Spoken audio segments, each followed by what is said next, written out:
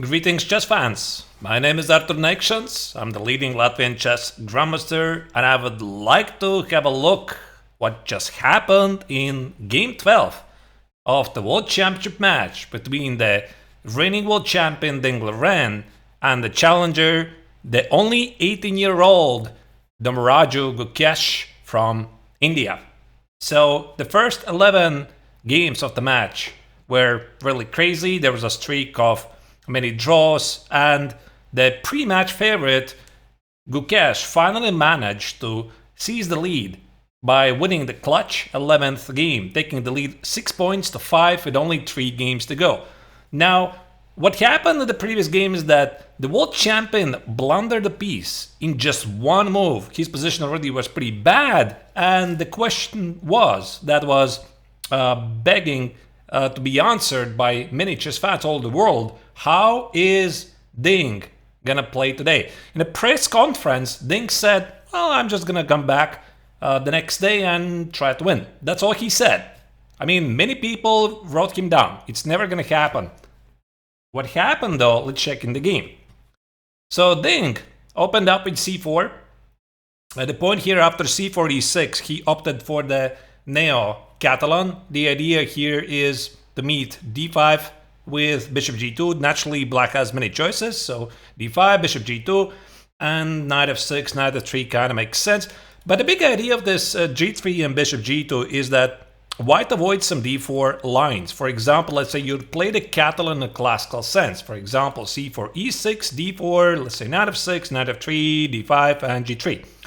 Now there's some nuances, because black would give you a check on b4, then retreat on d6, and the bishop on d2 for white sometimes is slightly misplaced.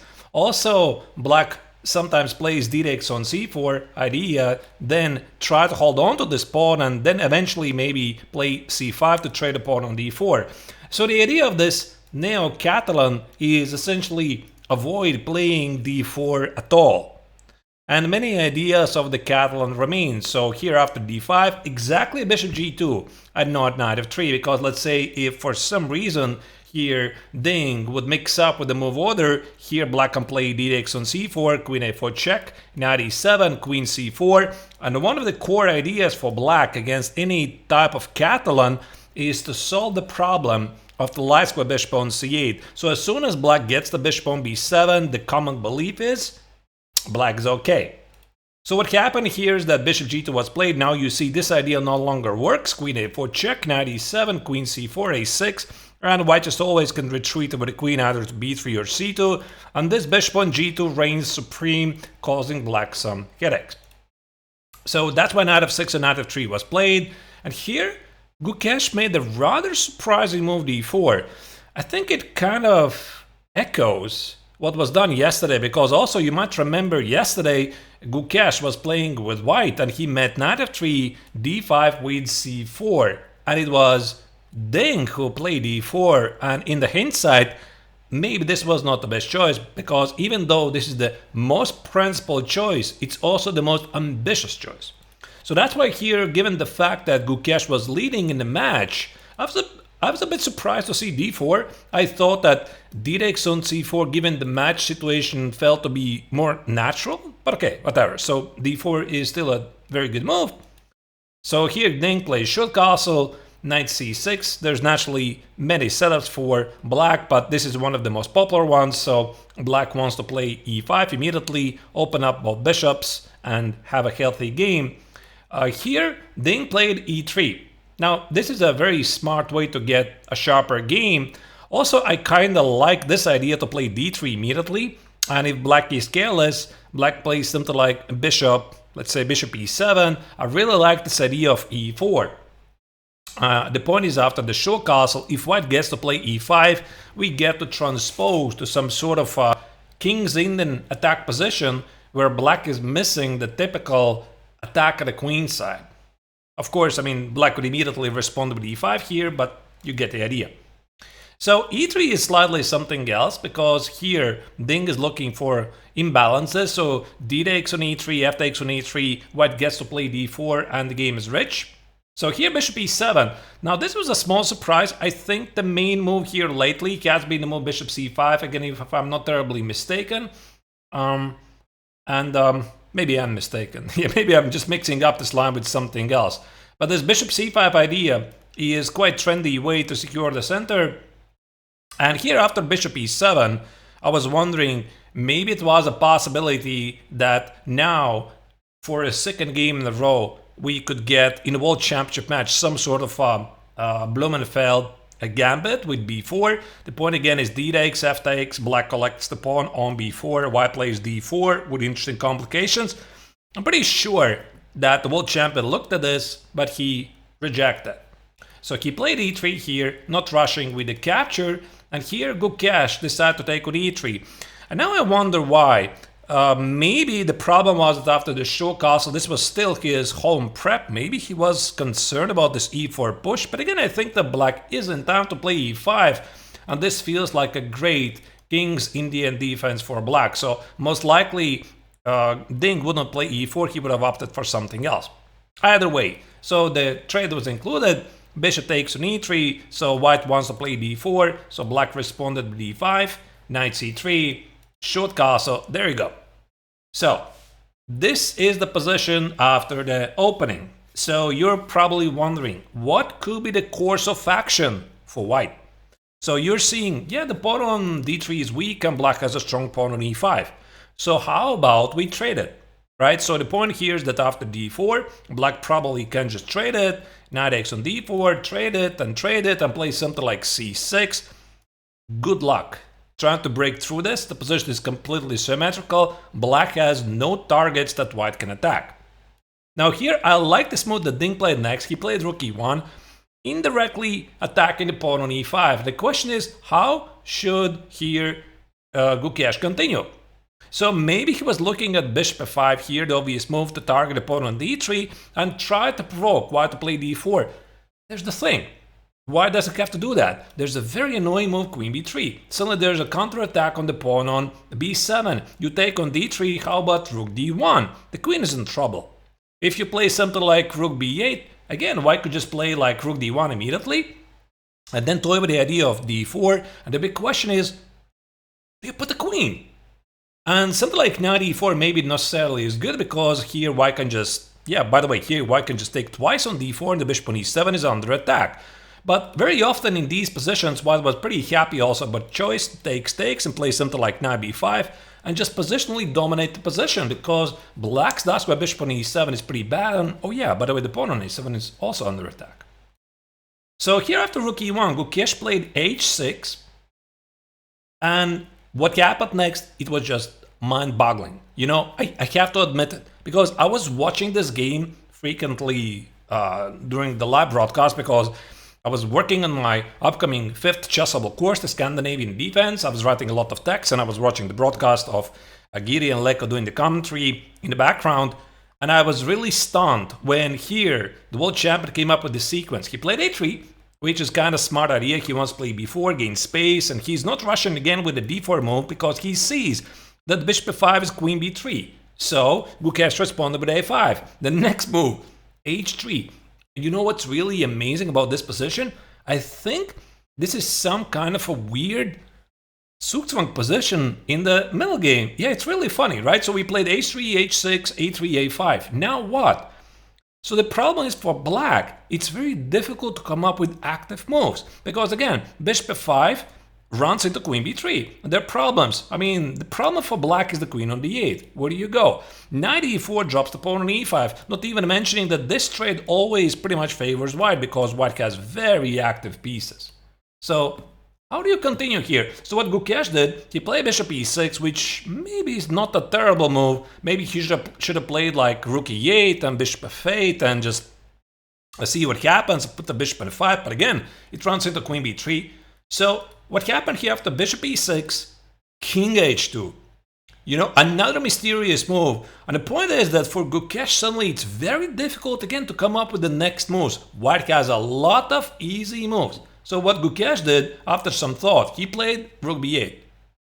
The idea is, who knows? Yeah, I mean, just in case, protect the pawn on b7. Essentially, he hits the ball back in the court of Ding sat and says, it's your turn, maestro. World champion played queen c2. He's like totally chilling. He's just preparing to play rook d1 and play d4. Maybe, maybe not. And again, the point here is black plays knight e4, bishop takes on d4, knight b5. How do you deal with this problem? And after c5, there's always, I mean, this is not really necessary. There's always the exchange sacrifice on e6 in there. F takes on e6, followed by rook e1, queen e2, knight e5. So many logical weaknesses, and black has zero counterplay. I mean, exchange is an exchange, but this position is very difficult to play. That being said, why doesn't he even have to sacrifice this exchange on e6 and can do whatever? I mean, the knight on b5 is fantastic. Maybe just play like b4 and seek activity at the queen side. So Gukesh, yeah, he played rook e8 here. Now Ding played knight b5. I really like this move because he just basically removed the move knight e4 from the equation. And also, this is one of my favorite strategies when I'm playing myself over the board. I try to choose moves that kind of underline that this move is possible only because you made it so. So the point here of knight b5, this works particularly well because black just played rook b8. There's no more a4. So a4, knight e5 might have been some counter attack idea for black. Now this is not there. And rook a8, well, let's just put it this way. The hand does not raise to make such a move. So what happened next is bishop f5, so Gukesh was trying to find some counterplay here. Rook d1 calmly responded by Ding. Knight e7, and I think here Gukesh was waiting all the time. When d4 is going to happen? When d4 is going to happen? Queen d2. You know, when I was watching this, I was like, wow. Because I am myself a pretty decent positional player. And I always greatly enjoy, obviously, very beautiful combinations. But I also incredibly value those quiet maneuvers that keep increasing the pressure, improving your position, while at the same time limiting your opponent's responses, because essentially you're playing against a mighty opponent and he can't do a thing. There's no clear plan. This powerful plan of Ding was, I mean, the latest d4. So here, Gukesh played bishop g6, now comes d4. To be honest, it's not even clear where Gukesh made a mistake, but his position is just terrible.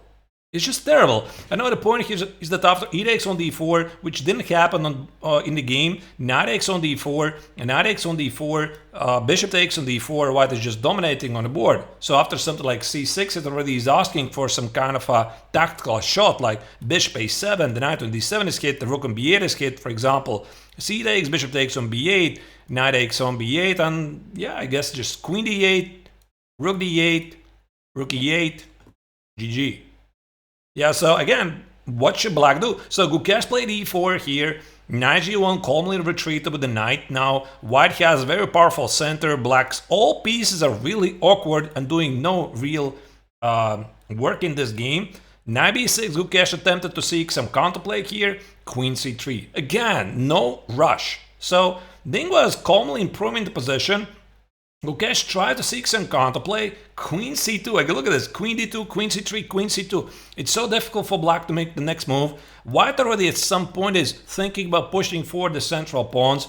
Gukesh played a4, finally he's seeking the counterplay here. Another improving move. You know, this is essentially from the book of Jakob Agard, right? So whenever in doubt, ask yourself the 3 questions, which is, what is your opponent's plan? Well, we have none here. Maybe knight a5 and knight c4 or knight b3. The second is, what are the opponent's weaknesses? And third, what is your worst piece? The knight on g1 is the worst piece, so you will never be wrong if you'll be improving your pieces. So this is what Ding was doing. He was just improving the pieces, every single move.